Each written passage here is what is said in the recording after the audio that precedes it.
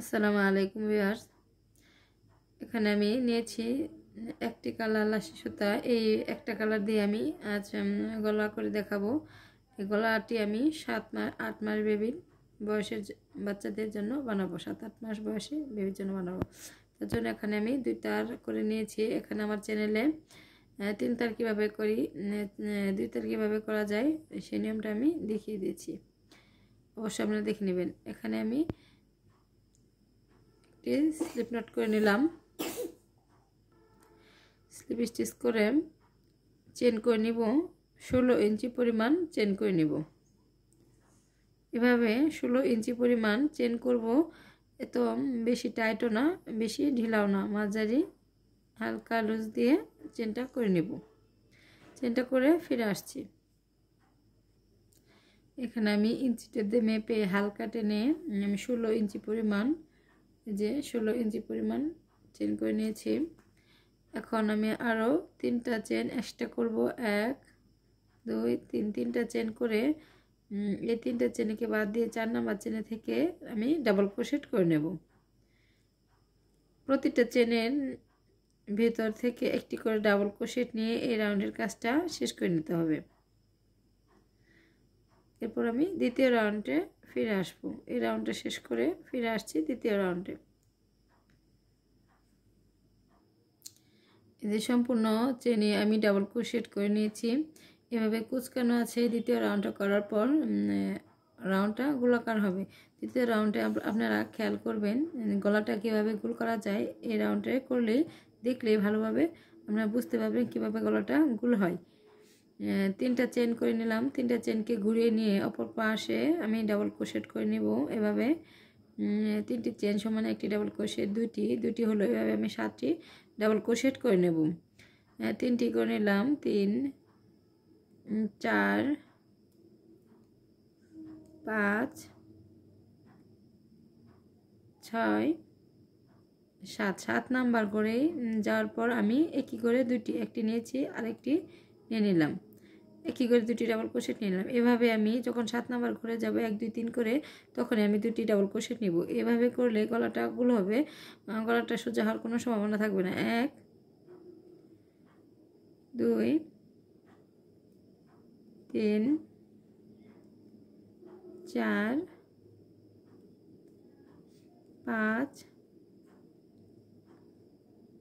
6 7 number ঘরে যাওয়ার পরই আমি একই করে 2টি নিয়ে নিলাম। আশা করি বুঝতে পেরেছেন। একই রকমভাবে আমি এভাবে 1 2 3 করে 7 নাম্বার ঘরে যখন যাবে তখন 2টি ডাবল ক্রোশেট নিয়ে এই রাউন্ডটা শেষ করে পরে আমি ফিরে আসছি। অফ ক্যামেরায় আমি 2টি রাউন্ডও কমপ্লিট করে নিয়েছি। এখন আমি তারপরে রাউন্ডের জন্য এখানে আবারও 1 2 3, 3টি চেন নিয়ে চেনটাকে ঘুরিয়ে নিয়ে বাটন প্লেটের জন্য 5টি ডাবল ক্রোশেট নিয়ে নেব। 3টি চেন সমান একটি ডাবল ক্রোশেট, 2 3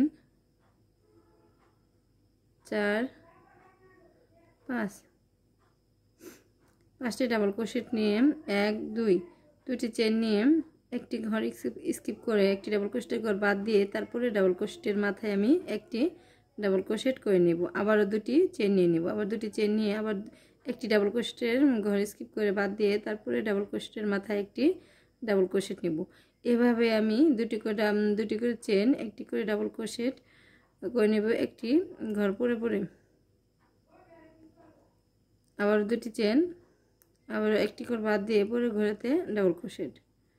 এই নিয়মে আমি সম্পূর্ণ গলাটি শেষ করে শেষে বাটন ব্লেজের কাজগুলো আমি করে নেব। সম্পূর্ণ আমি অফ ক্যামেরায় করে নিয়েছি। যে 2টি চেন নিয়ে আবারও বাটন প্লেটের কাজগুলো করে নিয়েছি। আবারও চেন নিয়ে নিলাম। 3টি চেন নিয়ে আবারও বোতাম স্টিচের ঘরগুলো করে নেব।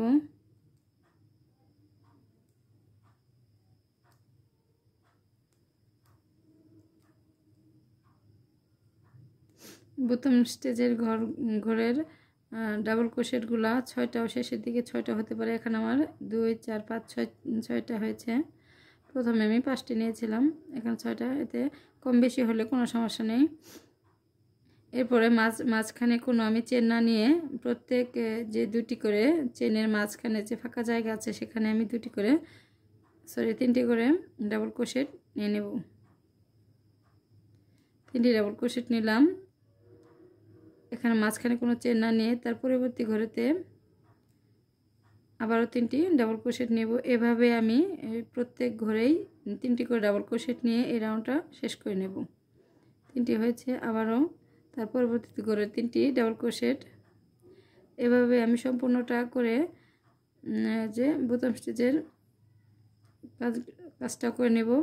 একই রকমভাবে সেমভাবে কোনো চেন না নিয়ে বোতাম স্টিচের কাজও শেষ পর্যায়ে করে নেব অফ ক্যামেরায়। আবার ফিরে আসছি করার পর। অফ ক্যামেরায় আমি সম্পূর্ণটাই শেষ করে নিয়েছি। এই যে বোতাম স্টিচের ঘরগুলো শেষ করেছি। আবারও আমি 3টি চেন নিয়ে বোতাম স্টিচ অপর পাশে ঘুরে গিয়ে বোতাম স্টিচের ঘরগুলা নিয়ে নেব।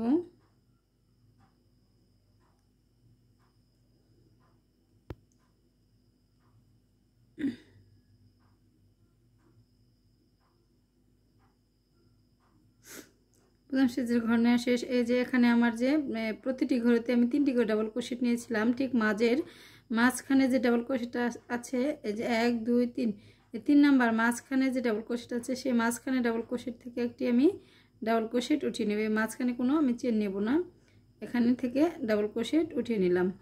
উঠিয়ে নেওয়ার পর 1 2 দুটি চেন নিয়ে আবার আমি সেই ঘরে থেকেই আরেকটি ডাবল ক্রোশেট উঠিয়ে নিলাম। এই যে একটি ভিয়ের মতো ভি শেপ নিয়ে নিলাম। আবারও একই রকমভাবে তারপরে যে পরের ঘরেতে 3টি ডাবল ক্রোশেট আছে, 3টি ডাবল ক্রোশেটের ঠিক মাঝখানে ডাবল ক্রোশেটের মাথায় আরেকটি ভি শেপ নিয়ে নেব।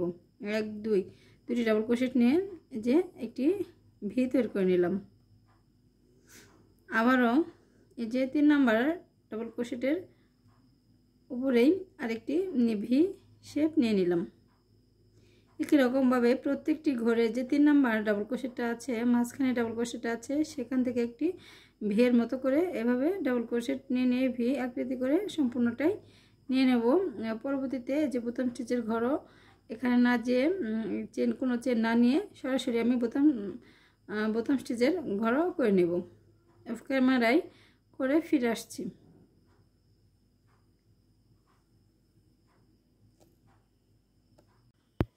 আবার আমি সম্পূর্ণ শেষ করে নিয়েছি। একই নিয়মে আবার বোতাম স্টিচের ঘরগুলো করে নিয়েছি।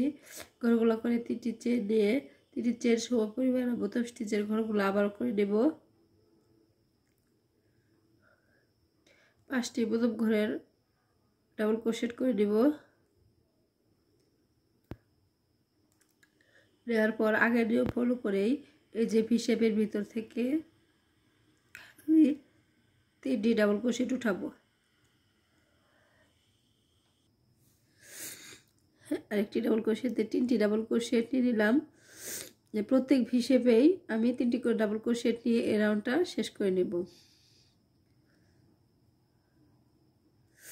একেবারে যারা নতুন আছেন তারা এই ডিজাইনটি দেখলে অবশ্যই পারবেন। আবারও কোনো চেন না নিয়ে তার পরবর্তী ভি শেপের ভিতরে ডাবল ক্রোশেট করে নিব 3টি। এই রাউন্ডের কাজটা মূলত 3টি করে ডাবল ক্রোশেট প্রত্যেক ভি শেপেই হবে। আবার শেষের ভি শেপে হবে। তারপর বোতাম স্টিচগুলো নিয়ে পরবর্তী বোতাম স্টিচ করে আমি আবার ফিরে আসছি। একই নিয়মে আমি এখানে 3টি করে ভি শেপের মধ্যে ডাবল ক্রোশেট নিয়ে দিচ্ছি। আবার আমি বোতাম ঘরের জন্য 3টি চেন নিয়ে 3টি চেন সম পরিমাণ করে ডাবল ক্রোশেট উঠাবো। বোতাম ঘরে ডাবল ক্রোশেটগুলো নেওয়া শেষ। আবারও একই নিয়ম ফলো করে আমি 3টি ডাবল ক্রোশেটের ঠিক মাঝখানেটায় আমি এখানে আরেকটি ভি শেপ তৈরি করে নেব। মাঝখানে 2টি চেন নিয়ে আবারও আরেকটি ডাবল ক্রোশেট করে ভি শেপ তৈরি করে নিলাম। আবার তার পরবর্তীতে 3টির উপরে আরেকটি ডাবল ক্রোশেট নিলাম। আরেকটি ডাবল ক্রোশেট নিয়ে ভি শেপ তৈরি করে নিলাম। আবারও যে ঠিক ভি শেপের ভিতরে যে 3টি ডাবল ক্রোশেট আছে সেখান থেকে আমি আরেকটি ডাবল ক্রোশেট নিলাম, 2টি চেন নিলাম। এখানে 3টি চেন হয়ে গেছে, 2টি চেন নিলাম। আবার আরেকটি ডাবল ক্রোশেট নিয়ে নিলাম। আশা করি বুঝতে পেরেছেন। একই নিয়ম ফলো করে আমি সম্পূর্ণটাই তৈরি করে নেব। এর পরবর্তীতেও এই যে 3টি ডাবল ক্রোশেট উপরে 3টি ডাবল ক্রোশেট নিয়ে তারপরে রাউন্ডটা নিয়ে তারপর আমি ফিরে আসব। অফ ক্যামেরায় আমি আরও একটি রাউন্ড করে নিয়েছি। করার পর আবার ভি শেপের লাইন আরেকটি করে নিয়েছি। করার পর এখন আমি এই যে বোতাম স্টিচের অপর পাশ ঘুরে বোতাম স্টিচের ঘরটাও করে নেব। আবার পুনরায় 3টি চেন নিয়ে বোতাম স্টিচের ঘরগুলা নিয়ে নেব।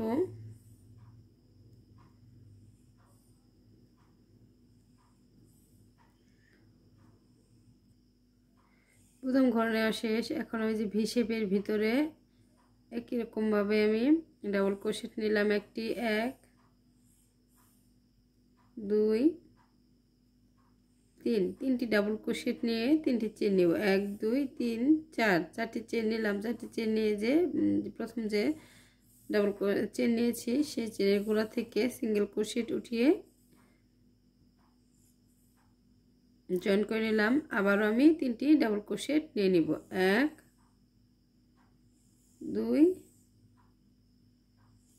3 এই যে একটি পাপড়ি তৈরি করে নিয়েছি। এরপরের ভি শেপে আমি সিঙ্গেল ক্রোশেট নিয়ে জয়েন করে নেব। তারপরের ভি শেপে আমি 3টি ডাবল ক্রোশেট নিয়ে নিব। 2 3 3টি ডাবল ক্রোশেট নেওয়ার পর 1 2 3 4 4টি চেন নিয়ে গোড়াতেই সিঙ্গেল ক্রোশেট নিয়ে জয়েন। আবারও 3টি চেন 3টি ডাবল ক্রোশেট 1 2 3 3টি ডাবল ক্রোশেট নিয়ে তারপরে ভি শেপে সিঙ্গেল ক্রোশেট দিয়ে জয়েন। একই রকমভাবে আমি